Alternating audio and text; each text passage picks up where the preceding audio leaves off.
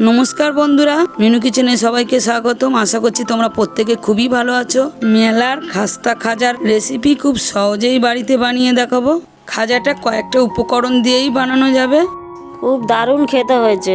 এই খাজাটা বাইরে থেকে যতটাই মচমচে, ভিতর থেকে ততটাই রসালো। প্লিজ রেসিপিটা সম্পূর্ণ দেখো। সামান্য একটু পরিমাণ মতো জল গরম করে নিচ্ছি। 1 বাটি পরিমাণ মতো একটু ময়দা নিয়ে নিলাম। সামান্য একটু নুন দিয়ে দিলাম।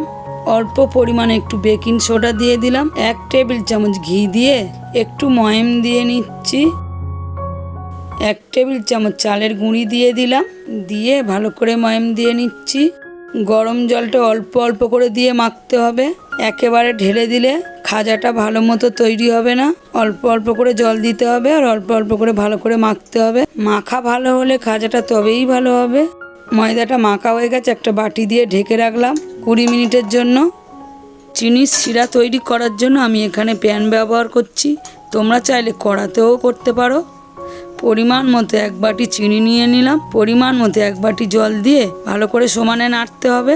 গ্যাসটাকে হাই ফ্লেমে দিয়ে চিনির শিরাটা ভালো করে নাড়তে হবে, নাহলে খুব সহজেই লেগে যাবে। পরিমাণ মতো হাফ লেবুর রস দিয়ে দিলাম চিনির শিরাটার ব্যালেন্সটাকে ঠিক রাখার জন্য। চিনির শিরাটাকে ভালো করে একটু ফুটিয়ে নিয়ে গ্যাসটাকে লো ফ্লেমে রাখতে হবে। কিছুক্ষণ পরে ময়দাটা লেচি কেটে নিচ্ছি। একদম লুচির থেকে সামান্য একটু বড় লেচিগুলো তৈরি করে নিলাম। পরিমাণ মতো 1 টেবিল চামচ কর্নফ্লাওয়ার নিয়ে নিলাম। পরিমাণ মতো 1 টেবিল চামচ চালের গুঁড়ি নিয়ে অল্প অল্প করে চালের গুঁড়ি আর কর্নফ্লাওয়ার দিয়ে বেলে নিচ্ছি। একদম এত পাতলা হবে নিজের হাতটা দেখা যাবে। পরিমাণ মতো একটু সাদা তেল গরম করতে বসিয়ে দিলাম।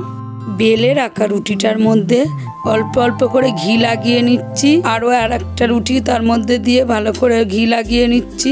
একই রকমভাবে টোটাল 4টে রুটির উপরে অল্প অল্প করে ঘি লাগিয়ে নিলাম। অল্প অল্প করে ভাঁজ করে নিয়ে রোল পাকিয়ে নিচ্ছি। দুটো ধার ছুরি দিয়ে সামান্য করে একটু কেটে নিচ্ছি। 1 ইঞ্চি 1.5 ইঞ্চি করে কেটে নিচ্ছি। ঠিক ভিতরের লেয়ারগুলো এইভাবে বোঝা যাবে।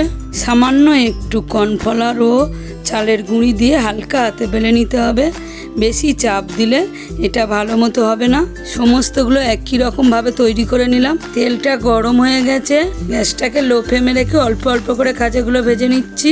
কিছুক্ষণ পরে খাজাগুলো দারুণভাবে ফুলে যাচ্ছে।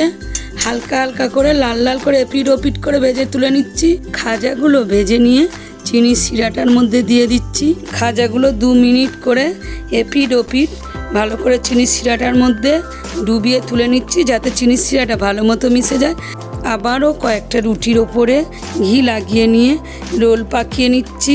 রুটির লেয়ারগুলো যাতে না ছেড়ে যায় ঘি দিয়ে সাইডগুলো ভালো করে চেপে দিচ্ছি। তোমরা চাইলে রুটির লেয়ারগুলোর ওপরে সাদা তেলও ব্যবহার করতে পারো, ওতে কোনো সমস্যা নেই। একই রকমভাবে সমস্ত খাজাটা রেডি করে নিলাম। শুভ রথযাত্রার মধ্যে মেলাতে যেতে পারলাম না। মেলার খাস্তা খাজা খুব সহজেই বাড়িতে বানিয়ে নিলাম।